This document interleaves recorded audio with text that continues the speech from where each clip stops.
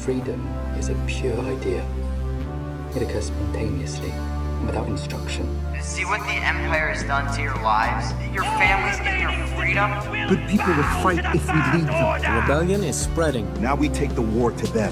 The Republic will be reorganized. Systems either change or die. Into the first. You give way to an enemy this evil with this much power, and you condemn the galaxy to an eternity of submission. And to wake up. There is one way. They are fighting from the start. Long live the Empire! Fight the Empire! Let's call it war. Remember this. Try.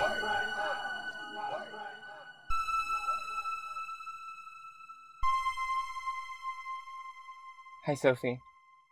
What am I supposed to say? You say hi. Hi. What's General Grievous's favorite drink? Kenobi Martini. Coffee. Hello and welcome to Daughters of Ferrix, a podcast about the political, historical, and queer elements of Star Wars. I'm Eleanor Mueller. I am Sophia Dunstan. We're here to talk about queer representation in Star Wars, a thing which exists, sort of. We're going to be doing that with our guest today, friend of the pod, Wes, from QueerSWatch, at Skier Madness on Twitter, Star Wars Books also. That's one that they do. Hi, Wes. Hi. I mean, immediately I gotta say, like, Estobia Books is, like, kind of on hiatus. Well, social media sorts itself the fuck out, but... I hate to hear that, but I didn't want to say you were only QueerSWatch, because that seems reductive. Do you want to talk a little bit about what you do specifically with QueerSWatch, but just kind of in general, in Star Wars fandom? In Star Wars fandom, I mostly just shitpost. That's Hell yeah. That's all you really need, Important right? contributions. Yeah. I shitpost about Star Wars and gay shit and gay Star Wars shit. What is the format of QueerSWatch? How would you describe it? Like any queer Star Wars news, I will also post there, but mostly it's I just take every new Star Wars release, whether it's a TV show or a book or comics. So I take every new release and I just note if there is any queer representation in it. And if it's a new form of representation, I like to highlight it and get people talking about it and hopefully get people to actually buy it and support it and get more people reading queer Star Wars and get more queer Star Wars made in the end. It's an ambitious goal, but it's like I just like to plug in my 2 cents for that. Well, I mean, I think you do good work in that regard. What do you see as the value of representation in Star Wars specifically? Because that's what you're talking about. What's the point there? As opposed to representation like on a larger scale? Yeah. It didn't start out as like, oh, I'm gonna become like an activist in this regard or anything. It's like I just like to shitpost about Star Wars. Yeah, from there it sort of spitballed into doing this with QueerSWatch, because I was talking about any new queer stuff on my main account anyway. So I was like, well, why not just make a separate account for that, and like so people could follow that and not see all my personal bullshit in between if they don't want that. But I think there's also value in focusing on one thing specifically, because like it's sort of a metric point for what the franchise as a whole is up to. It's hard to get lost in the woods of representation in all forms of media, because then you're like, oh, no, that show had representation, and that show, and that show, and that show. So we're all good on the representation front. And when you like zoom in on one franchise, you kind of have a more focused lens on how that franchise is doing, and can they do better. And in some regards, we're doing okay, like on comics and books. And in some regards, like the TV shows, we can do a lot better, I think. Well, and I think that makes a lot of sense, right? You've got this sort of ubiquitous nature to your account. And with that comes a level of accountability, might be a strong word, but you've got this position that means you are drawing focus to where the representation is good and where it's really lacking. And I mean, we know that a lot of, especially, book and comic writers exist on Twitter, are present on the internet and in Star Wars circles online. We can see that there are genuine ways in which having specific focus on representation in Star Wars as fans bleeds through to the works themselves, because the people who are making it see that it matters, and also the people that are making it are a part of our community, right? Yeah, definitely. people, the creators will hopefully see some of the buzz that's going on around when we get something really cool, and they will also hopefully see like what areas are lacking. And sometimes like I will talk to creators and like they don't all keep up with every bit of Star Wars. Like that's impossible for even like regular fans. So yeah, it can be hard to keep track of what do we have and what haven't we got. I like pointing it out to some people like, hey, did you know we do not currently have any trans men in Star Wars canon? And I hope some people will see that and like think to themselves, well, I have this character and they could rock it as a trans man. It's I hope to have an impact with that. Sophie, did you know that there weren't any trans men in Star Wars? I was actually kind of surprised by that. Not even in like hyper esoteric comics or whatever. Not at all. Cool. There are 2 trans men in a recent book, but that's based in the Visions continuity. Yeah, so that's not canon. Oh, so it's not real. Okay. It's an amazing book, read it, but it's not canon, so it counts for a cool thing we've gotten, but I can still say we don't have any trans dudes in canon, and that's still a bit weird, to be honest. But I thought that Disney was joining the war on the woke mind virus on the side of the woke mind virus. That's what I was told by Fox News, which I watch every night. Disney is joining the war on the woke mind virus, specifically on the side of the trans femmes. Good for them. Yes, by having one canon trans femme? Yep, pretty much. More than the trans masks got. Yeah. That is in fact an infinite amount more than the trans masks have got. One last question. Do you see any shortcomings to the QueerSWatch model of criticism? It's a very binary thing that you do. You read a comic and you post about whether or not it has queer representation. Do you often wish that there's more you could say, or do you feel like there's any nuance lost in that translation to that binary? I mean, yeah, there's definitely nuance lost, because I don't intend the QueerSWatch account to be very nuanced. I feel like there has to be, like, someone putting it very matter-of-factly, and then on my personal account, I feel more free to be, like, more opinionated on it. QueerSWatch isn't meant to be, like, the end-all be-all of queer Star Wars criticism. Yeah, it's okay for not everything to have queer representation, but when you have like 10 comics in a month and like 1 or 2 are queer and the other ones aren't every month, you see the pattern when that's put matter-of-factly. So I think that's an important thing to do and to have, but it can never be like the whole argument that's being had on queer Star Wars. All right, well, thank you very much, Wes. We're going to pivot a little bit and talk about some fun stuff. Welcome to Representation in Star Wars, a non-comprehensive timeline. How do you be, like, non-comprehensive when there's, like, 3 people? Oh, it's like 3 trans people. We're talking, any queerness. Including the lesbos. Including the homos. Sophie, how would you describe queer coding? It's where you make something look gay, even if it isn't, like RuPaul's Drag Race, right? I mean, it depends. If we're actually talking about RuPaul, then sometimes RuPaul is pretty queer. RuPaul himself is a gay man. But the show, or but the editing, it's like the extremely. I don't know. It appeals to the straight person more than the queer person. I feel like, so I feel like it's queer coded. That's a very different definition of queer coding that I have, because like you're talking about it like it's queer stuff for the straight crowd, and I see queer coding as like, you can read them as queer, definitely. We're never gonna say it out loud, but it's there if you want to see it. In both of your interpretations, you've given this idea of like a manufactured nature to that queerness, almost to appeal to a straight norm, which I think is really interesting, because we have a history of queer coding in media where in the very recent past, any queer narratives couldn't appear on screen, would rarely appear in any widely distributed literary text, and so the only way for a character to be anything akin to queer would be coding. But ultimately, right, that is in favor of a cultural hegemony, right? And now we have a landscape where we can have queer characters and things, and so when there are characters that are queer coded, that is to say, they seem to have some traits that we identify as queer or relating to gay or trans subculture in some way.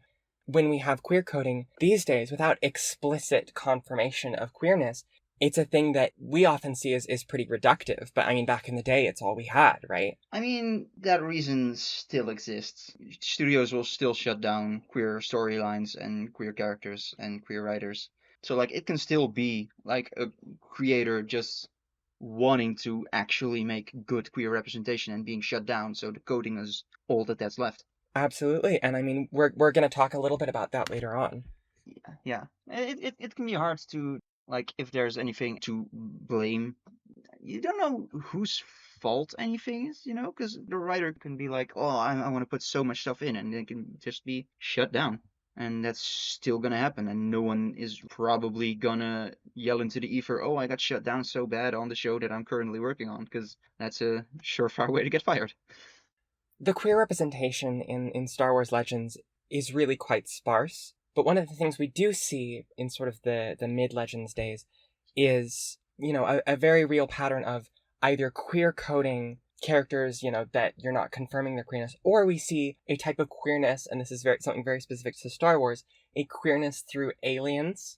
So you're going to have some very sci-fi ideas about gender and sex expressed through your alien species. So we have, like, the glue glorps from planet Ooblorp are all lesbians. Yeah, it is sort of that sort of behavior, and again, not ideal, but I do think that sort of thing is worth mentioning. There's a Legends alien species called the Vratics.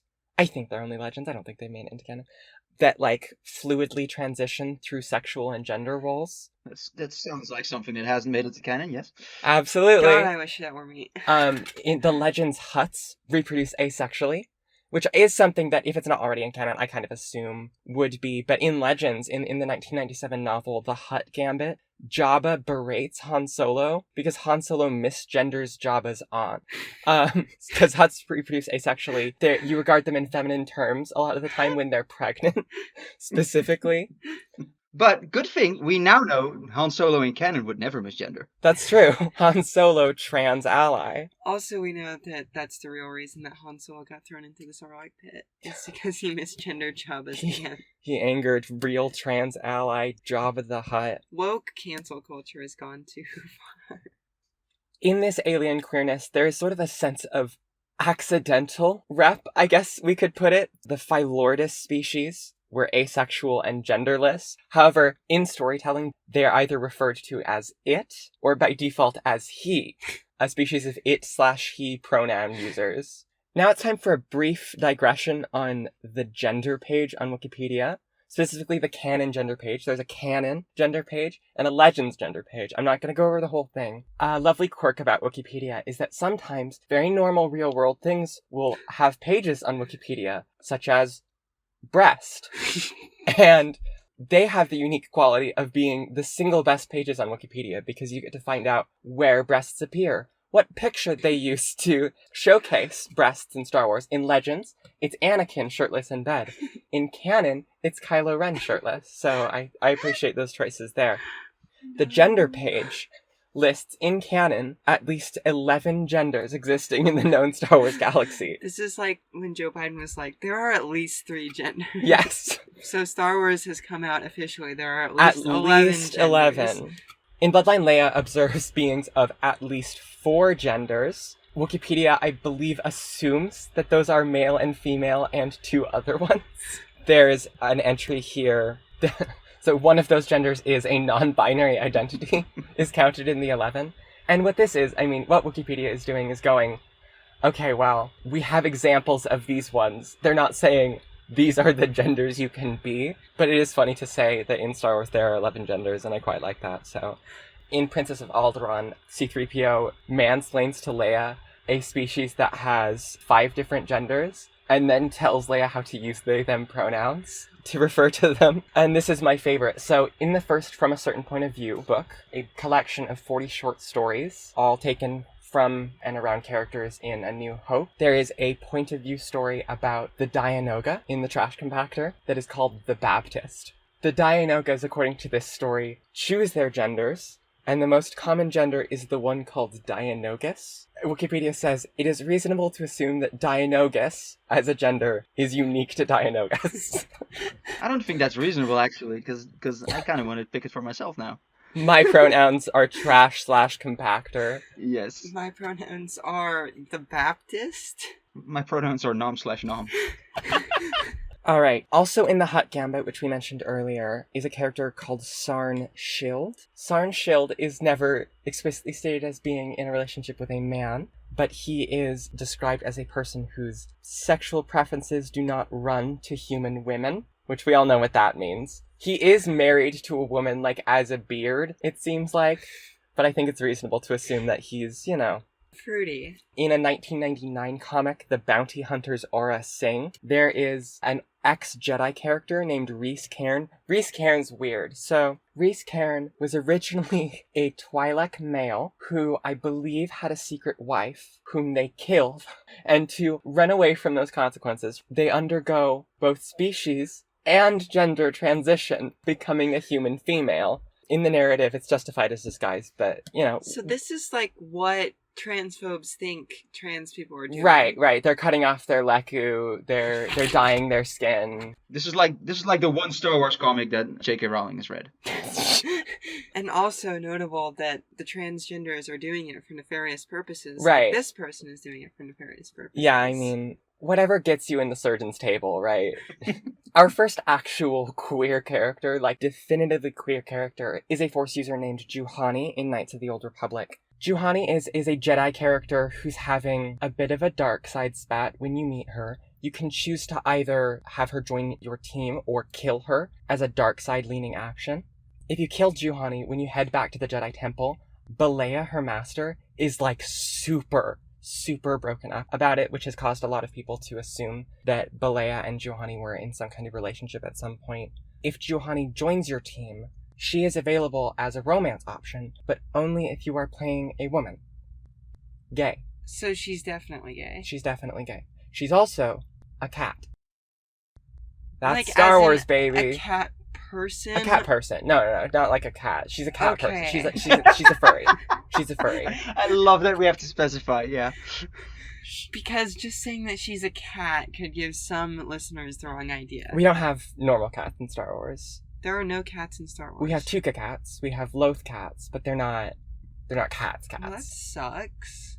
In KOTOR 2, there's a character named Luxa, who people think is bisexual because she'll flirt with you no matter what gender you select the player character to be. Now, this has been presumed by some people to be a glitch. A lot of people assumed at the time that Juhani's romance and Luxa's interest in the character is an accident on the part of the developer. In recent years, that's pretty clear that's not the case. BioWare is the studio behind Knights of the Old Republic, both games, and they have some pretty hit or miss representation in their games, but in stuff like Mass Effect, we see that player character gender choice doesn't really have a bearing on whether or not you can access a lot of romance options. Main character of the Last of the Jedi series, Ferris Olin, has a very good friend named Rowan. This is another subtextual one. They were roommates. They were roommates. They were very close. They had a very romantic scene in a secluded pool that kind of fades to black. And the author, Jude Watson, has since said that she considered them married while writing it. That's not in the text, but Ferris is gay. Fair enough. Good on him. Another mention is a series of e-novellas that were posted in 2006. The first one is Boba Fett, A Practical Man, which introduced a Mandalorian character, just as a character, and it was mentioned that he was married, but they didn't say to who, and in the sequel book, his husband shows up. Gay Mandalorians, Garan and Medrit Basur Bevin. That rolls off the tongue. So we get gay characters in the e-novella. Are they allowed to take off the helmet when they're doing it? Yes, because that sort of thing was not around that far back. Oh, okay. That's a recent thing. That's a specific Mandalorian cult thing. Yeah, okay. that is specific to Din Djarin's Mandalorian covert. And some other, like, really orthodox ones. Wes, have you seen the Clone Wars? I have. Do you know who the gay rep is in Clone Wars? I do know. I'm seeing it in the show. Oh yeah, so you're cheating. No, but I did know of Ione Marcy and Cassie Cryer, who do they count? Probably not, but whatever. I would say they do in the technically sense. Yeah, but like in the technically sense, Not in the text. Not in the text. I thought Obi-Wan was the gay representation, but that's just me. We're gonna mention Obi-Wan in a couple of years. So in the 2010 episode Lightsaber Lost, there's a character named Ione Marcy and another character named Cassie Cryar. These are two characters that appear about halfway through the episode, and they are having some very... Both aliens, of course. Both aliens, yeah, neither human, because they are involved in crime, and we can't have humans involved in crime in the Clone Wars. They are roped into a murder investigation. Someone who lives with Ione is killed. She says it's by a group of men, but the Jedi investigating it find a woman in her apartment. It is not actually explained what their motivations were for killing this guy in the episode. I just rewatched it. They are given no motivation, and the dynamic there is not explained. The 2018 book Scum and Villainy described Ione and Cassie as having grown close, which is abysmal. That is what I call euphemism. Yeah. I think it's reasonable to infer that Cassie and Ione killed Ione's partner or a person that she lived with and did lesbian things. Yeah. I mean, there's a picture of them included in that reference book, and they look like a very happy polycule. Yeah, I just think, you had a spat, it didn't work out. Yeah. It's fine to... It's fine to kill your reptilian husband, yes. As long as the rest of the polycule votes and decides that it's right. I love democracy. In 2011, BioWare released an MMORPG called The Old Republic, which allows you to create and play as an original character. Again, it gives you a binary gender choice. Throughout this game, you play across the Old Republic, joining factions like the Sith Empire or the Republic. You complete missions, you fight enemies. It's pretty standard MMO stuff. Included in that is the ability to romance some NPCs in the game. I believe that all of the queer relationships were only added or accessible after the base game. So in expansion content, starting with Rise of the Hutt Cartel in 2013, you could romance some characters of the same gender presentation as your character. Textbook homophobia, you have to pay more to be gay. At the time, when it was just Rise of the Hutt Cartel, when that was the only DLC, all of the gay relationships were therefore relegated to being on one planet. Oof. So instead of the gay alien species, we have the gay planet, Nakeb. Eventually, The Holy Land. There were other DLCs released. We got more queer characters on other planets, so that's not the case these days if you go and play the Old Republic. But, locking queerness behind DLC is a choice. I believe at the time, words like gay and lesbian were themselves censored from global chat. Like in And Roblox. stuff. Like in Roblox. The Old Republic, the Roblox of Star Wars. But I mean, to be fair, there are terms that do not exist in Star Wars. Not to be fair, because I don't want to be fair, but like... That is true, and I mean... That is an excuse that I think it was a lead developer, but maybe it was a producer, made when they came under fire for this choice. The dude said they're not words that exist in Star Wars, which is a shitty defense. If you were to say that a word does not exist in Star Wars, there's still a word like man who is also a man and likes man. I mean, yes. Or a woman who is a woman and likes women. Just because they don't have the word lesbian doesn't mean they don't have slurs. They have not appeared yet, at least. Keeping my fingers crossed, that rep is important. Wait for Andor Season 2, when Dedra calls Cinta and Val. She would be the first, yes. Anyway, I will say, even though it's locked behind DLC, the Old Republic does have very real same-sex relationship options. I counted about 70 romanceable characters. Now that varies. Some of them have, actual kiss cutscenes. I think that's most of what I counted. There are other, mini romance things that you can have in the game that I didn't really count. Of that, a little over a dozen can engage in same-sex relations, but some of those are pretty prominent characters to their respective narratives. So, sex is canon. We'll get to that. Sex was absolutely canon. Gay sex was canonized later. Most of these characters are pretty much just romanceable by either a male or female protagonist. A lot of the time, more than a queer representation, it's a player choice thing, right? It's making the game fun no matter what you choose. But that still counts. I mean, that's still something. It's not the same as having storytelling where a male character makes out with another male character. But as a Star Wars fan, you can play the Old Republic, get past the story content, and live out your same-sex relationship Star Wars dreams. That's a big deal, even for as late as 2013. Like, in Star Wars, it's still a big deal now. We haven't had any POV characters in a video game that had queer relationships that you didn't create yourself. Yeah. So it's something that we're still lacking. Notably, in the Old Republic, there is a character named Sith'Arat. He's a Lord of the Sith Empire, and he is only romanceable by other men. He's the only character I found that had that condition. If you make the right choices, if you keep him alive, I assume. Then he becomes straight as God No, you get to watch him make out with your little character, you know? Little Sith on Sith action. The Old Republic is the biggest Legends story that has queer characters in it. Yeah, because it was still continuing on while canon was going. Like, it's very much a timeline thing, I think. Right, and it's still around.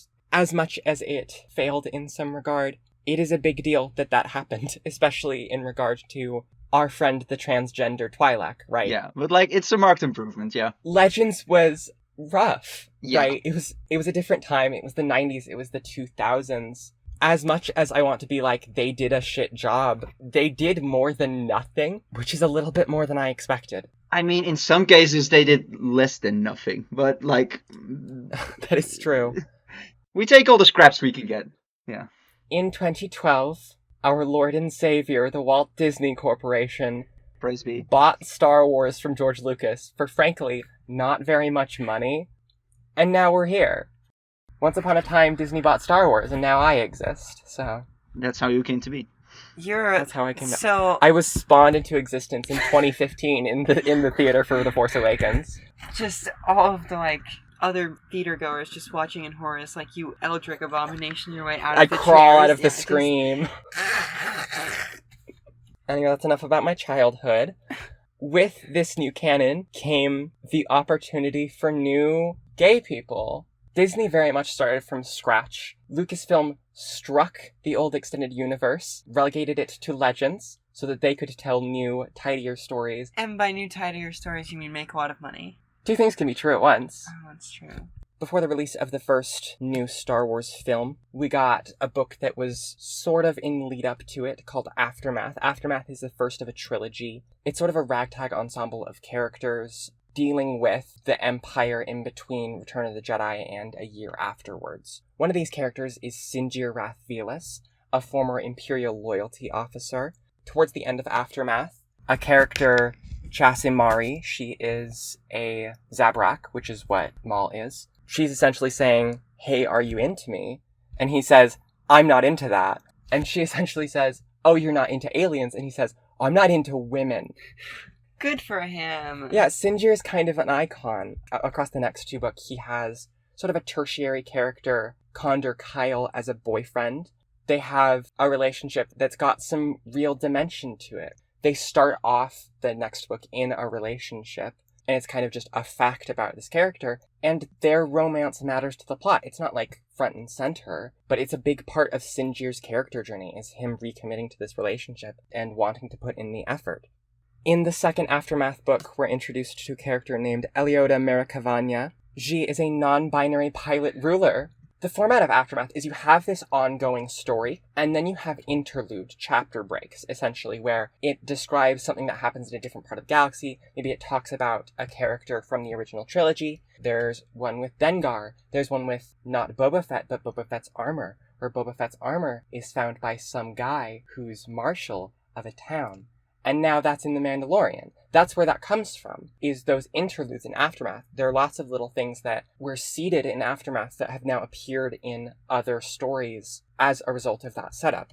And now to talk about someone who will never appear in The Mandalorian. You know, give Elioda time. She might appear in a comic, if we're lucky. I would really quite like that. Yeah, me too. Like, she has a fucking Super Star Destroyer. Oh, yeah. Like, she's bound to come up at some point, but... Merikavanya is a pirate that takes over and rules a Super Star Destroyer in the year after the Empire goes down. I love that for Zim. That is what I would do if I was in the Star Wars. It's really fucking metal. Man, a pirate with a Super Star Destroyer, you have like a really easy job. Yeah, that's over. That's over and done. Just be like, pew, out of hyperspace, and then you're like, hello. That is uncontested rule. Because as we know, if you're ruling by the size of your ship, no one's going to attack you. Because no one has a bigger ship. In Aftermath, across all three of them, but especially the first one, a character that appears in The Force Awakens, Snap Wexley, is a kid during Aftermath. He's a major character, and he, towards the beginning of the book, is living with his 2 gay aunts. In the novel Ahsoka, there's a character named Caden Larte who's pretty important to the events of the book. She is attracted to women. She's definitely attracted to Ahsoka. Lots of people like to read Ahsoka as queer, whether that's a lesbian reading or an asexual reading.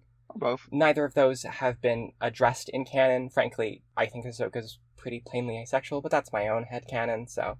I think me. Filoni's work is pretty plainly asexual, not by choice, but... Yeah, I think Filoni's asexual, frankly, but... Which is fine, we need some ace authors on Star Wars, so... In the 2015 Darth Vader comic, we were introduced to a character named Dr. Shelley Lona Afra. Dr. Afra's a big deal. She has a pretty solid run in that Darth Vader comic, and then ends up in the main Star Wars comic. In Star Wars number 19, she's locked up in a prison, and is having a moment with Sana Starros, and by that I mean Sana fucking hates her. Literally tries to kill her, yeah. It is made explicit. Recurring character Sana Starros has had a past relationship with Dr. Afra. About a half a year later, Dr. Afra got her own comic run, Dr. Afra, starting at the end of 2016. Afra, in her own comic series, is very homosexual. In a 2018 installment, Afra shares a very flashy, full-page romantic kiss with Imperial Inspector Magna Tolvan, who is described in the opening crawl to that comic as just her type. A couple issues later, they have what is implied to be 2 days of continual lesbian sex on a little spaceship. Tolvan and Afra have a recurring romance throughout that comic series. That seems like kind of a big jump compared to where we were like before. Is suddenly like we have a full page of lesbian kissing and then you would be correct. You would be correct. Yeah, Afra is like a very groundbreaking thing for queer representation. When Afra is treated in Star Wars as very normal. Her comic is one of the most popular, and has been for years. It got its initial run in 2016, and was renewed for another run in 2020. It's still going. It's still going. It's never stopped, I think, yeah. It has been going for 7 years. I think it's safe to say that she's the most popular literature character from canon. Absolutely. She's a big deal. And she is pretty squarely a lesbian. In Star Wars 61, Sana Starros says that guys and Afra don't mix. Which is, again, a big deal in Star Wars, to not just have characters that are queer, but explicitly are not interested in an opposite sex. That matters. Yeah, that's true. Dr. Afra also has, like, some incidental queer relationships. Background characters from Rogue One, Kaysen Bog and Tam Pazla, are elevated to a secondary role in some issues, and they are in a very romantic relationship with one another. Even though one doesn't have a head, but, like... I'll show you pictures later, Sophie. How does one not have a head? Dr. Evazan. Yes, surgery. Is this like the Headless Horseman? Oh no, he doesn't have a head at all. He just stops. Oh, if it makes you feel better, all his organs are exposed in his pelvis too, so he's just kind of like that. That does not make me feel better. It doesn't either. It's awful. I hate looking at it. It's not just that he doesn't have a head, it's that his neck can be opened and used as a weapon stash. That's true. Yeah. When can I get that surgery? In Leia, Princess of Alderaan, Amilyn Holdo, who is a character that appears pretty prominently in The Last Jedi before she, Amilyn Holdo essentially says her interests are not relegated to human men. Unlike Leia, for the record. Leia, the only straight person apart from Han Solo in all of Star Wars. I mean, to be fair, Leia at that point is 16, so she's got time to figure it out. Earlier I mentioned the 2017 book From a Certain Point of View. One of those short stories is Of MSC6 and Men, which is a very creatively written narrative from the point of view of a mouse droid, where an Imperial officer, who clearly is very high up in the chain, has a fling with Stormtrooper TK-421. This is pretty clearly Grand Moff Tarkin. Grand Moff Tarkin. Gay icon. Oh no. How does that make you feel, Sophie? Knowing that Grand Moff Tarkin is a flamer. He's like, Grand Moff Tarkin is like the same as all those like Because, there's the old story that, like, whenever the Republican National Convention comes to a town, all the gay prostitutes bus there together. Right. He is like He is that. He is literally that. It's worth mentioning that in canon, and I believe in legends, Imperial culture doesn't specifically taboo gay relationships, but it does put such an emphasis on straight relationships and the breeding that comes therein. What do you mean the Empire's fascist? Oh boy. So there is a certain stigma around gay relationships in the Empire in some instances. Not around the galaxy, but that seems to be the case. Dedra's gonna be in trouble then. Sinjir Rathvelas, who I mentioned earlier, was worried about being openly gay on Chandrila. And his boyfriend reassures him that Chandrila is an accepting world. And I think that's grim as hell. That's grim as hell, and also it's not even true. Mon Mothma's fucking husband is homophobic. That's true. So Chandrila is like Washington. God, yeah. Maybe it's like, we have gay people here. That is very grim, I agree, because, like, I want to be able to go to Star Wars and go wherever I want, and not just blue planets. Just skip, those 25 years, right? And you'll be fine. But also, to be fair, that sort of stuff only really pops up occasionally. It's not consistent. It's kind of like the role of patriarchy within the Empire. We mentioned it last week, where sometimes the Empire is very patriarchal, and sometimes they're pretty egalitarian in a we want to have women in prominent roles way. Let's roll through a lot of the big milestones from here. In 2018, we get our first real major protagonist that is non-binary. That's Taka Jamarisa. They're a little shit who pretends to be Han Solo for a little bit and gets caught by Han Solo about it. They're specifically looking for a pilot, and they're pretending to be Han Solo when they first meet them. And, well, they don't get along at first, and then they do. But we get, like, Han Solo and Lando Calrissian both explicitly being okay with NBs, and that's pretty cool. And also, like, Taka was pretty important for me specifically as an NB. Yeah, that's, like, the first time it was, like, they them pronouns used in fucking something I really read and really enjoyed in a major franchise. I was very confused. I kind of thought it was a mistake at the time. Shout out to Daniel Jose Older, because, that was some great-ass representation.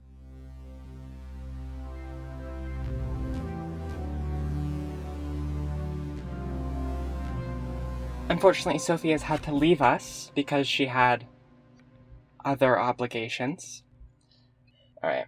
In the 2018 premiere of the kids' cartoon Star Wars Resistance, we're introduced to Flix and Orca. They run the Office of Acquisitions on the fueling station Colossus. They're not portrayed as having a romantic relationship, and they aren't referred to in the show as being a couple. But they've got some suspicious banter. They visit Flix's parents together, and they have been retroactively referred to by people working on the show as being in a relationship together.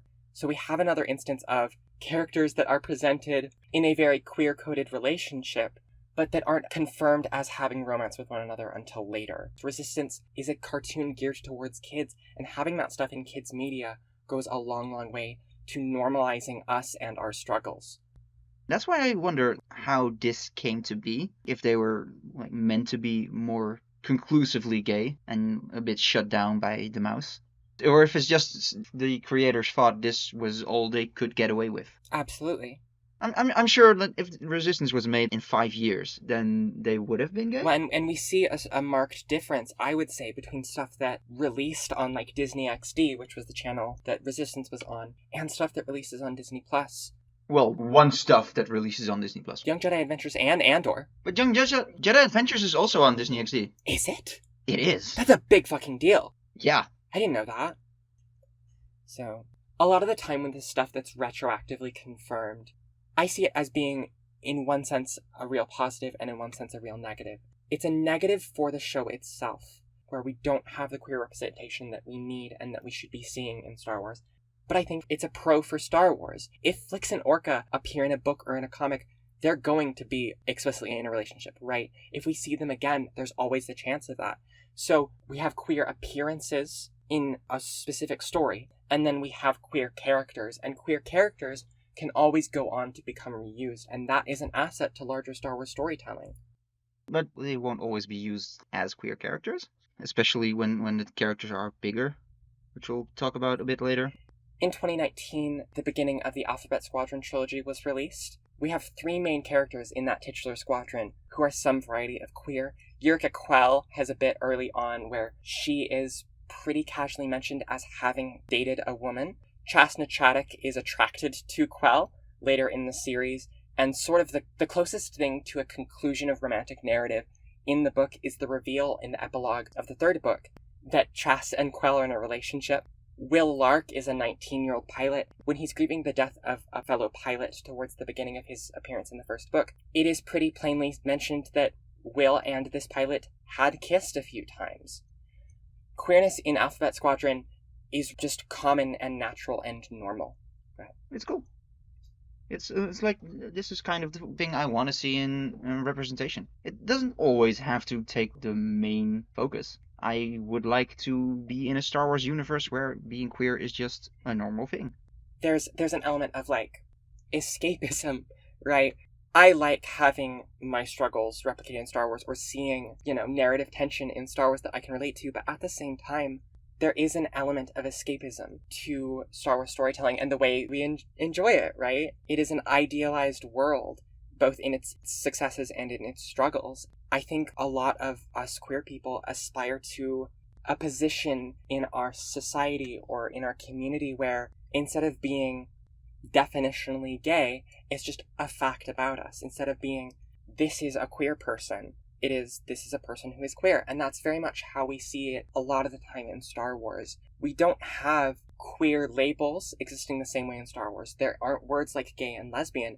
And instead it seems like a lot of characters just view that sort of thing as a type of attraction, which is pretty historically cogent.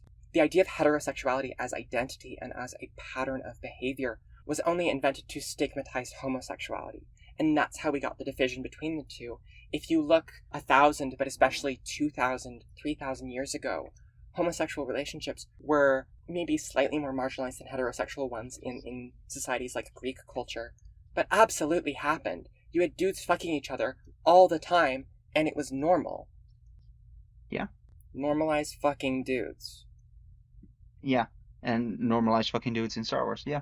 It's a pretty double-edged sword to have that, like, we want to see queer characters who just get to exist, but it's sometimes also nice to see this struggle, Because that's what I love about the representation in the first High Republic Adventures run. There's 2 main characters, main women, girls, Zine and Lula, and they're both, like, they are shunned by their society.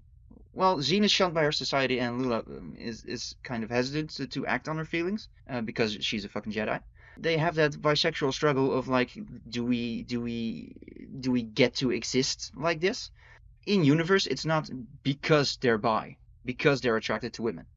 So they're queer coded, but at the same time they are narratively, like, they are actually queer. So that's, like, the best of both worlds, I think. Well, it's like a queer coded struggle, but an Yeah. explicitly queer character. Yeah, and that's just very cool to have. In 2019, we got the book Black Spire. Wes, do you want to talk about Vi Marati? She's very important. I think she was the first ace character we had. I believe so. And she's not just a book character. Like, she's the face of fucking Galaxy's Edge in the theme parks. Yeah, she's the only character in the theme park Galaxy's Edge that isn't straight from the films. Vi Marati is a book character that was introduced in the book Phasma and came back for this appearance in the parks and the quasi-sequel book Black Spire.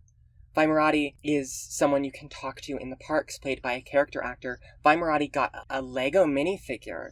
She's not like the face of Star Wars, but she is known to people. And so to have her, like, be explicitly like, you're into me? Like, no, dude, I'm not into anyone. That's big. She doesn't look at the camera and say, I am asexual, I am aromantic. But she explains what it means to have that relationship to attraction and to romance for her. That is something that I think a lot of people could read and see themselves in. And be like, oh, wait, that's a thing that people feel? Right, and I'm not weird, or I don't need to continue living my comp het life because I can be something different. And that's what representation does, is a lot of time it looks at the reader and says, you could be something different. Yeah. I didn't know I was trans until I saw other people being trans in a way that I felt I understood. In the lead up to The Rise of Skywalker, Episode 9, the book Resistance Reborn was released, this is a book that has some real nods to Finpo, which is a very common headcanon ship that started with The Force Awakens in 2015. Headcanon by, yeah. By the actors, yeah. Finn and Poe are characters that have a really strong bond, and their chemistry is like really electric in The Force Awakens. It's one of the most entertaining friendships to watch, and it makes sense that a lot of people, especially queer fans, started to see a relationship there. It was something that was clearly favored and supported by both actors, John Boyega and Oscar Isaac, behind the characters. And it didn't go anywhere. A lot of people were very disappointed that in both The Last Jedi and The Rise of Skywalker, not only did Finn-Poe not happen, but Finn had something of a connection with Rose in The Last Jedi, and Poe was at least suggested to be into women to some degree in The Rise of Skywalker. That let a lot of people down. They pretty much have 3 beards among the 2 of them, yeah. That is true. In Resistance Reborn, Finn and Poe do continue that really strong connection. There are a few little fruity moments there, and so I will say Finn-Poe is a letdown to a lot of people, especially, J.J. Abrams, the director of The Rise of Skywalker, saying explicitly before The Rise of Skywalker released, Finn-Poe doesn't happen, but there is queer representation in The Rise of Skywalker. That let down a lot of people. I believe that there is still room for Finn-Poe in canon. I see that as very much an option, and I would be really jazzed if they explore that in the future. So, disappointing there, but there is still hope, I believe. I would love to see it. Like, I was hoping for it very much, but like it's one of those things that really kind of got me down on like live action Star Wars in a representation sense. You kind of felt stupid for even like thinking they would go there. But they should have, but maybe not specifically them, but like something more than a 2-second kiss between 2 characters who most people cannot name. In The Rise of Skywalker, the movie that released, there is a very brief bit of queer representation. We see on screen in live action, in Star Wars for the first time, a woman kiss another woman. Commander D'Acy and Lieutenant Trice. Lieutenant Trice is new to The Rise of Skywalker, but D'Acy got a few lines in The Last Jedi. She is recognizable to an audience that is familiar with the sequel trilogy movies. Yeah, fair. Now, that is a couple of seconds in the movie, and that's disappointing. D'Acy and Trice are not really that relevant to the plot of The Rise of Skywalker. They kiss as part of a larger victory celebration, and while they get a very clear shot of the 2 of them kissing, it's short, it's largely irrelevant. D'Acy and Trice are not 3-dimensional characters, and in Singapore and the United Arab Emirates, the kiss was cut out. In these more repressive countries, having any kind of queerness on screen would relegate a film to a less profitable age rating. Disney let this kiss be censored. Now, there is a whole conversation to be had that we don't have time for about the way that companies, especially large media companies, censor their media for countries with different censorship laws. But it is a reminder that when it comes to queerness in Star Wars, as much as I believe in the genuinely good intentions of the people writing Star Wars, of the people producing Star Wars, I believe that there are so many people at Lucasfilm, in publishing, working on the video games, that care about queer representation in Star Wars, both for the fans and for themselves. At the same time, the reason the Disney Corporation allows that stuff is because they see it as profitable. There is a tactical justification to be made for the value of queerness being profitable. Rainbow capitalism is gross, but it puts the trans flag out there, right? Sometimes it's like all we get, so... Right, it normalizes our culture and it normalizes our identities, and it is an asset. We see this reflected in Star Wars. I'm sure Disney allows gay characters in the publishing because they both think it's an asset and don't think it's going to lead to backlash. If they did think it was going to get backlash, they'd be way more reticent to do so, right? Yeah. There's a reason Afra is a comic and not a TV show. Mm-hmm. But we still get it. And we still push, and we still advocate for this stuff. And when they give us an inch, we take a mile. And we keep taking that mile. Yeah. And we ride it all the way to the bank. Disney is not your friend, but I do believe in the real effort that Star Wars storytellers have made. And that's not every storyteller at all points, but I think the way we care about this stuff matters to the people on the inside. Yeah. Star Wars Squadrons is another in the legacy of Star Wars video game with queer character. However, it's NPCs in the game who are explicitly stated as having queer identities. Varco Gray, who leads the main TIE squadron in the game, mentions having a husband. Gray's the star of a promotional CG, but his relationship to his husband is just kind of offhandedly mentioned in the game. Keo Venzi is a New Republic pilot in the player character's New Republic squadron. They are explicitly and pretty openly non-binary. Having that representation in a visual medium means it's going to reach a lot more people than in publishing. Yeah, and played by a non-binary actor. We come now to the grand return of Dr. Aphra. In Dr. Aphra 2020, writer Alyssa Wong kind of goes fucking wild. Wes, do you want to talk about some of those characters?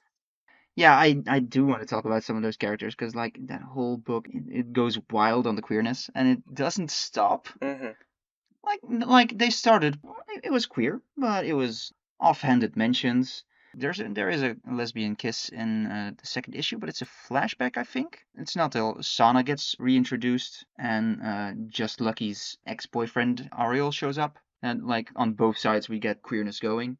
And then it just keeps ramping up and keeps adding queer characters. And a couple months ago in issue 31, that's probably the wildest point up till now. Aphra, Magna, and Sana all professing their love for one another. Three big old disaster, well, not lesbians, Sana's bi. Disaster queer women who all love one another, and the only thing standing in the way of that polycule pretty much is Aphra being a slightly bigger disaster than the others. So Sana explicitly tells her, like, get your shit together and then maybe we can all be together. But I think it's gonna happen. There's this real hope for, like, a polyamorous representation in this relationship. And, if it doesn't happen, we don't know yet, right? It's an ongoing comic series. If it doesn't happen... This is already on the page, like, yeah. Yeah, if it doesn't happen, it's something that is, like, built towards. Yeah. And it will be negated by character decision, right? Like, that's character-focused representation instead of just, it's not here at all. Yeah. It's a possibility, and they're all okay with that, and other characters are okay with it too. And in the same fucking issue, it's Just Lucky proposes to Ariel, and we get the first on-screen kiss. In 2023, the first visually depicted gay kiss in, like, a Star Wars medium, next to Old Republic. Right, but in canon, certainly. We also, I believe, with that, technically have the first gay proposal in Star Wars. There are a couple of bit characters that are gay married. There's a couple that's mentioned in Resistance Reborn that are lesbian. There's Snap Wexley's aunts. Yeah, but I think they're all already married, Yeah. So, first proposal, good job. Also in Dr. Aphra 2020 is Kofon Ferris, a very prominent character who is non-binary, and portrayed in a flashback as having a dead name, which is a very real thing to non-binary and trans identity. When I saw that, I was like, oh my god, Ko is non-binary in a way where they have not always been non-binary, and that was new at the time. They're the only character, aside from Skygraph. Like, those two are the only ones where that it is the case. Besides our explicitly trans character, which we'll mention in a couple minutes. Yeah. Ko was also given a kiss in that number 31 issue. The first depiction of, like, NB sex. That's true. That was an issue. They're going wild. And, like, 4 issues later, which just released, here's Aphra having, like, 2 disastrous sex affairs. I love every second. In sort of the vein of the Tarkin retcon, we have Domina Tag, who's a character that appeared in the old 80s Marvel Star Wars run. She has been grafted into Dr. Aphra as something of a recurring antagonist across multiple arcs. Very recently, Aphra and Domina had some very gay sex. Very consent-heavy sex, too. That is true. It's a good comic. Go read Dr. Aphra. Now. Also starting in 2020 was the ongoing Bounty Hunters comic run. It's set about the same time as Dr. Aphra 2020, and itself includes a lot of really positive queer rep. Yeah, after the first arc kind of stumbled on that. After the first arc was extremely heterosexual. It was extremely heterosexual and like, oh, we have one lesbian and also, oh, shit, we killed him. But she came back. She got better. And she became actually the protagonist of the comic for a bit, along with her wife. We had 2 flagship titles, like, very much queer-led. Yeah, that's very good to have.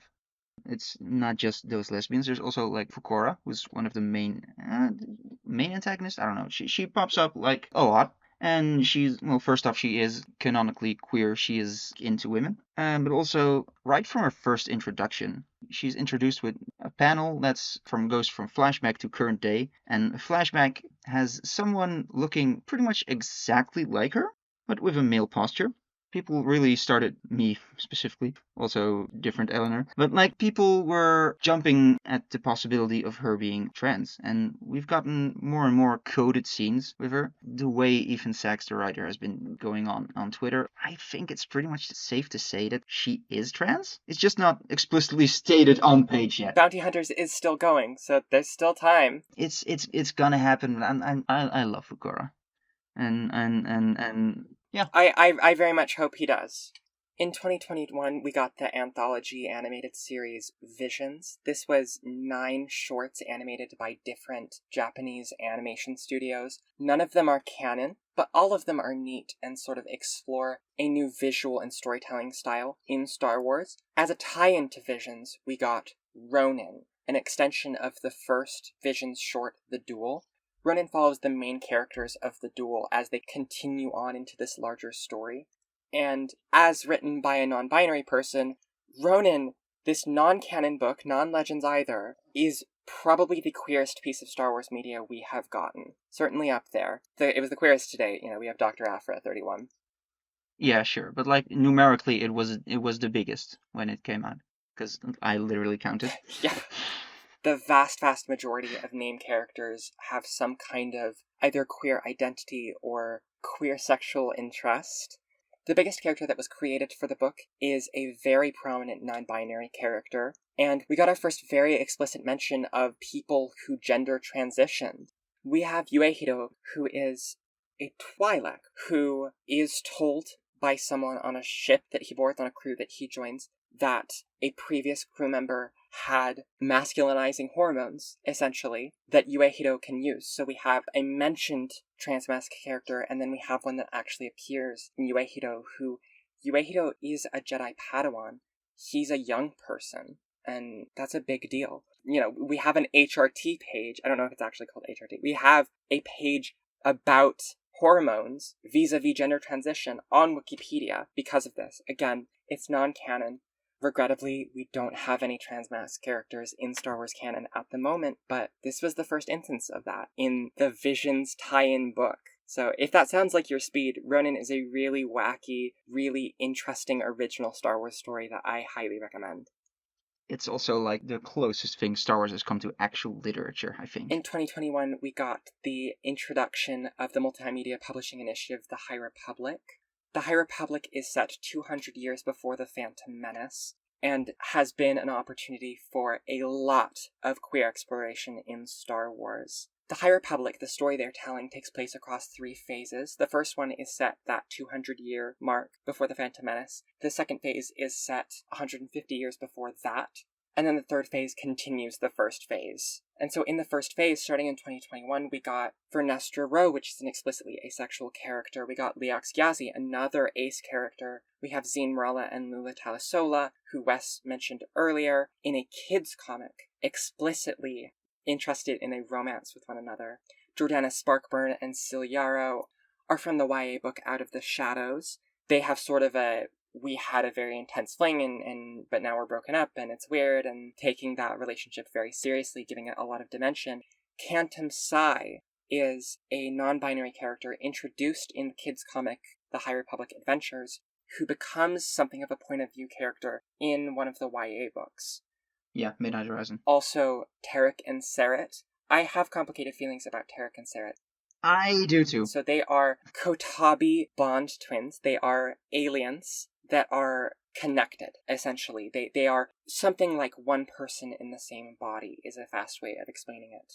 They are both referred to with non-binary pronouns. However, when you're talking about 2 people spread across 2 bodies, but they're the same person, to use they for them is, I feel, both a reference to their multiplicity and their lack of a masculine or feminine gender. And so, while they are a sort of queerness, certainly I don't tend to see myself in Tarek and Seret. No. I think a lot of people might, and that is totally fine, but I kind of waffle on Tarek and Seret. And I do look to Cantum Psy for the sort of NB representation that personally I prefer, because Cantum is a human. And a Jedi. And a Jedi. Saradar too, but like human, non-binary Jedi of color. I don't think like a list of all the queer characters here does it justice, but it's like queerness is pretty much woven into the fabric of a lot of the books. Not all of them, but there's some pretty major characters with some pretty major beats that are very important. Like Leox gets a full page to like explain what his asexuality means to him, and like he's listed explicitly as asexual on the official Star Wars website and aromantic. It's a big deal. Vernestra Rowe is a fucking Ace Arrow character who gets to be in a fucking upcoming TV show. Right, that's really worth mentioning, is that in The Acolyte, which is slated to come out next year, Vernestra Rowe, who was originated in the High Republic, a canonically, specifically asexual character, is going to appear as a much older woman in that show. And so we have this character that is introduced and then is explained to be queer in a later story that we're going to see make the transition into live action. That's exciting to me. The Acolyte is show run by a lesbian, so... Yeah. And she made her wife the Ace character. In 2022, we got the Obi-Wan book Padawan, where Obi-Wan is, he's 16, 17? Like young adult age, yeah. And he has this very YA story. It's a fun little book. But there is a scene where we are getting Obi-Wan's internal monologue, and he essentially thinks to himself that he's not sure, maybe he is interested in other boys, maybe he's not interested in anybody. And this isn't Obi-Wan looking at the camera again and saying, I am bisexual, I am asexual. But a lot of people like to read this scene as indicative of at least the opportunity for larger queerness within Obi-Wan's story, which would make a lot of sense. Sir Alec Guinness, who originated the role in A New Hope, was probably some flavor of bisexual. Later in his life, he was married to a woman, but in 1946, he was charged with an act of homosexual behavior in a public bathroom, which is something that he kept very secret. While I think queer readings of Obi-Wan are very legitimate, it's not as simple as Padawan says that Obi-Wan is gay, but, I mean, there's room there. I consider him to be both bi and ace, but, like, it's open to interpretation. I think a bi-romantic reading of Obi-Wan makes a lot of sense. It's another double-edged sword, because, like, you would like a massive character like Obi-Wan to be explicitly something, maybe? But also, it's great that, like, both bi people, ace people, arrow people, like, everyone can relate to a massive character like Obi-Wan in that moment. Well, and a lot of masculine queer people, be they bisexual, be they pansexual, be they interested in men or asexual, see themselves in Obi-Wan, because he's this bearded little well-groomed Englishman that I think a lot of people relate to already. But one of the issues of making a legacy character like Obi-Wan Kenobi queer is you have a lot of stories where Obi-Wan is not gay, right? We have a romantic interest in Satine Kryze, a woman, and we don't have anything where he's romantically interested in a man, and that's okay. You know, if Obi-Wan Kenobi is further portrayed as bisexual, that doesn't make him any less bisexual, but the way that's portrayed does matter. Same year as Padawan, we get the Cassian Andor prequel series, Andor, in which, in episode 4, we're introduced to Cinta and Vel. In the next episode, they are referred to as, I think, sharing a sleeping pad. I can't remember what Skeen says, but they have this ongoing and building romance in Andor. Now, we have not seen Cinta and Vel kiss. I will say, the vibe has not been kissing vibes between them. They have some real tension in the show, and that lesbian relationship has some real dimension. I mean, they were very much written as, like, a lesbian relationship that does not know it's the first big lesbian relationship in a Star Wars show. Because Tony Gilroy did not know. Absolutely. Well, and we know from extremely exclusive footage that has not been released, we know that they and their relationship are appearing and going to be gotten into further in Andor Season 2. So that is an ongoing story. It looked to me in the trailer like it's going to be a sex scene. We'll see how far it goes, but, like... I wouldn't mind. Yeah, that would be major. It would be a big deal. This year we got the tie-in book to the video game Jedi Survivor Battle Scars, which is a book that's partially from the point of view of the main character of the video games, Cal, but also we get some point of view from other characters in the game, and I would say the co-lead of the book is a member of Cal's crew, Marin, who was introduced in the first game. Battle Scars is an interesting instance because it was created for and written to be a prelude to Jedi Survivor. It's set a few years before. The character journeys are a little bit removed from Survivor. But author Sam Maggs has specifically stated that when talking with Respawn and the people working on Survivor, they wanted to get across in this paratext to the video game that Merrin was pansexual. And Sam Maggs very much succeeded. Oh, absolutely. A big part of the book is Merrin's relationship with Fret, whom she has some very lesbian sex with on Cal's bed. It's the sexiest scene in all of Star Wars, and it's for the gays. It's fucking real. It's fucking real. This was to show off the queerness of this character. In Jedi Survivor, spoilers for a pretty recent game, Merrin and Cal get into a sort of relationship, and they have some really lovely scenes together. But we see Battle Scars as like this really intentional presentation of, despite Merrin and Cal, a woman and a man, getting together in Survivor, Merrin is a pansexual character. There was a concerted effort on the part of these storytellers to portray her like that, and I think that was really valuable in Battle Scars. Fret herself, that love interest, is a woman attracted to woman who's basically described as having top surgery scars, which is another instance of transition-related healthcare. Now, we don't know why Fret would have gotten that top surgery, but it is still something that a lot of queer people experience or want, and we see that in Star Wars. Not just in Star Wars, but attractive, right? Fret is a romantic and sexual interest. Fret's chest is described, shall we say, lovingly, and that's a big fucking deal. I do want to add, though, that like it's a bit of a case of relegating Merrin's pansexuality to a quote-unquote lesser medium. Sure, and it's not like they refer to Fret in the video game. In the first video game, we do get a quote from Merrin referring to a past girlfriend who was also a Night Sister. But we don't get anything about that in Survivor. And like we also need representation of like pan and bi characters just shacking up with people of the opposite gender, because like that's often forgotten. And Jedi Survivor was a massive game. It was a massive game, and it would have been great to like also get some reference to her female attraction in the game. Absolutely. Jedi Survivor isn't nothing. A lot of NPCs are portrayed as being some flavor of queer. There are a lot of patrons that either start out at Grease's Cantina or are brought there as Cal meets them throughout his journey. I believe there's a Trotodome who's gay. That's the big slug thing. Yeah, there's they're like the fucking Waldorf and Statler of that village. That's awesome.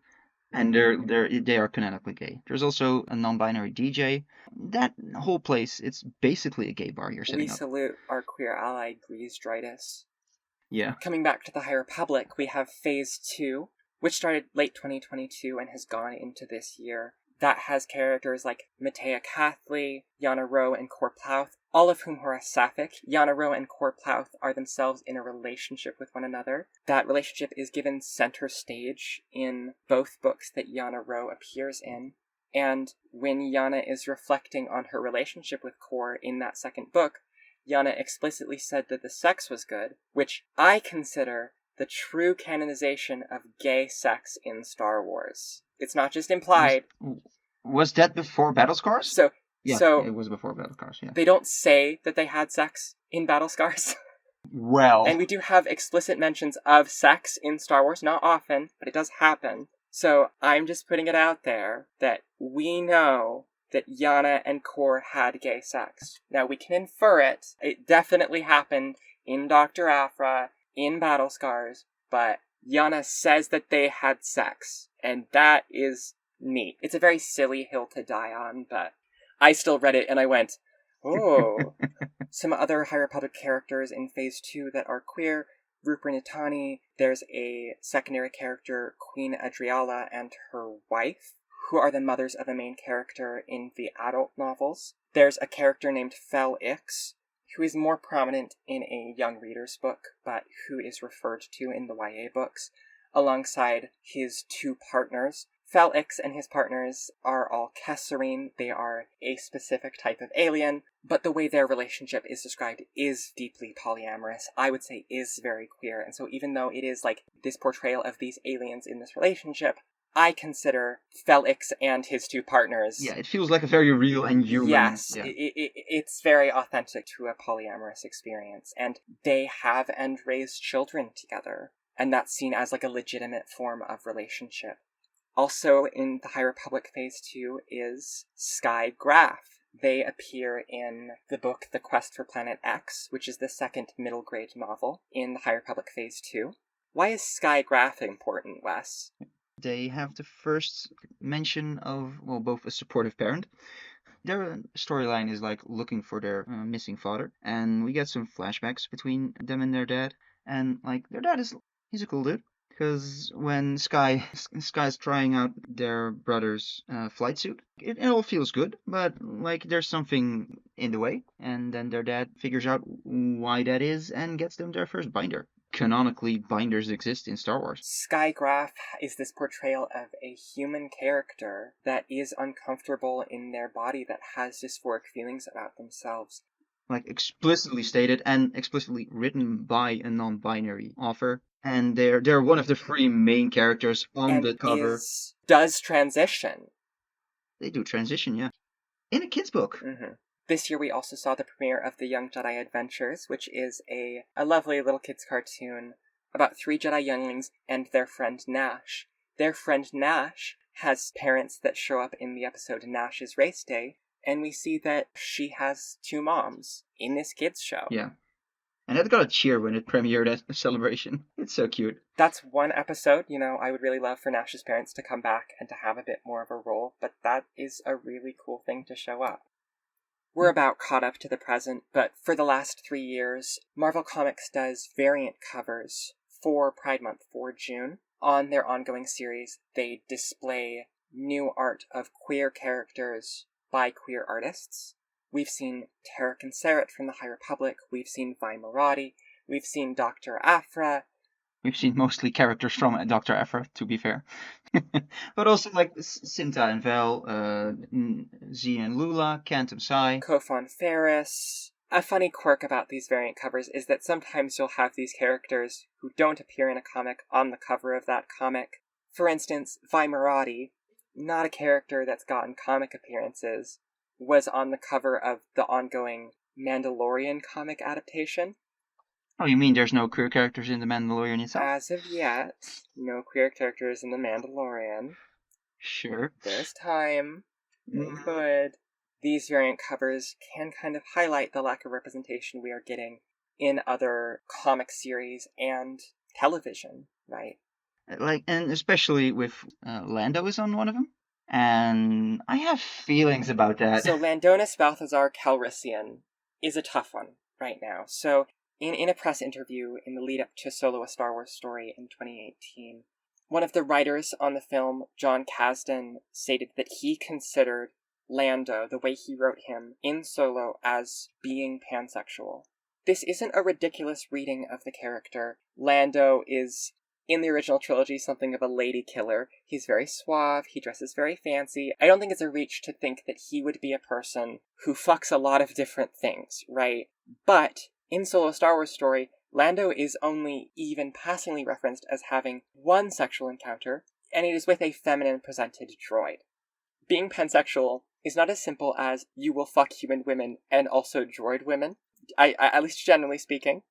Yeah. Donald Glover, who plays Lando in Solo, has also reaffirmed this pansexual idea for Lando. But even since Solo: A Star Wars Story, when Lando has shown up in other storytelling, when he is portrayed in sexual and romantic situations, it is always with women. Emmeline Holdo, who we mentioned earlier as referred to as having interests outside of human men, shares an on-page kiss and probably had sex with Lando in the ongoing Star Wars comics run. Yeah, which, good for them, but like... It's a nice little moment. I like the conversations they have about it, but we have not seen Emmeline Holdo having queer relationships. Lando is this character that has only been referred to as anything but straight in paratext. Once again, we're seeing these supposedly queer characters having some pretty straight sex. And listen, being pansexual does not preclude you from having, if you're a woman, sex with a man, or if you're a man, sex with a woman. That's not what we're saying. Yeah. But on a representation scale, if we're not seeing that from Lando, that is a letdown. I mean, and it doesn't have to happen in every story, but like Absolutely.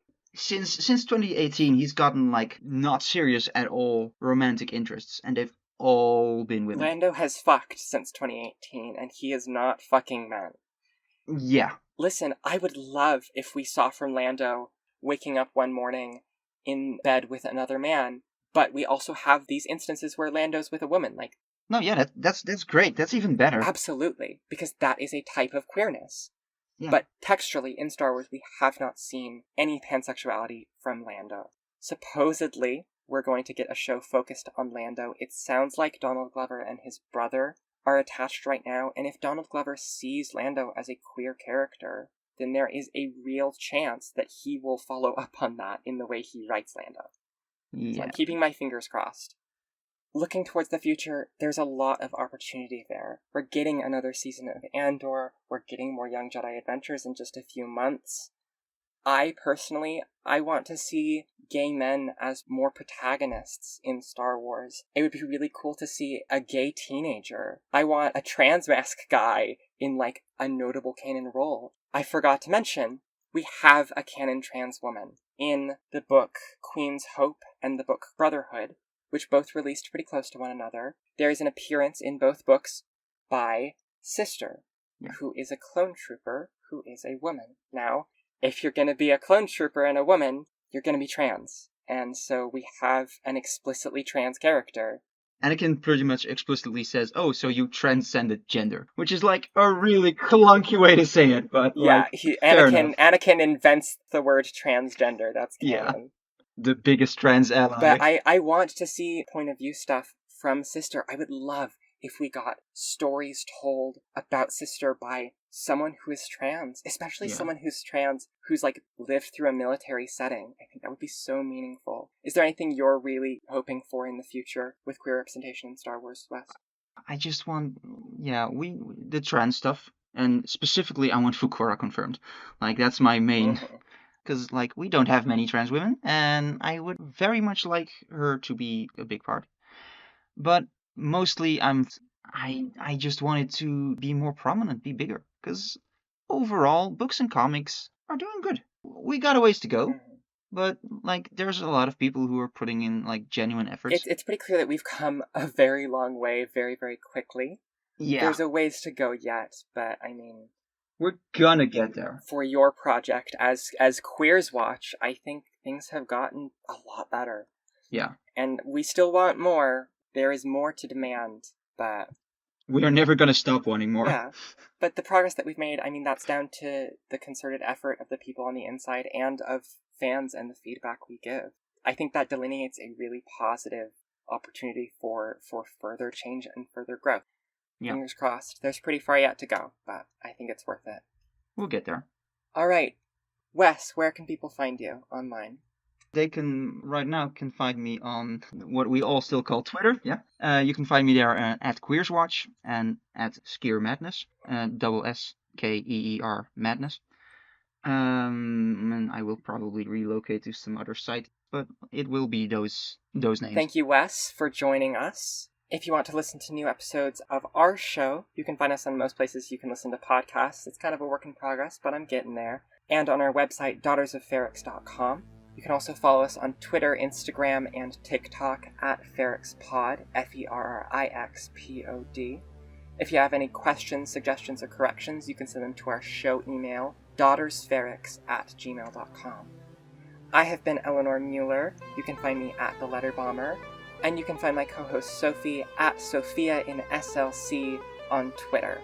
Our episodes are written and edited by me, Eleanor Mueller, and Sophia Dunstan. Our podcast art is by Jill Mueller. Our intro and outro music was arranged by me, with themes by Nicholas Bertel and John Williams. Thanks for listening.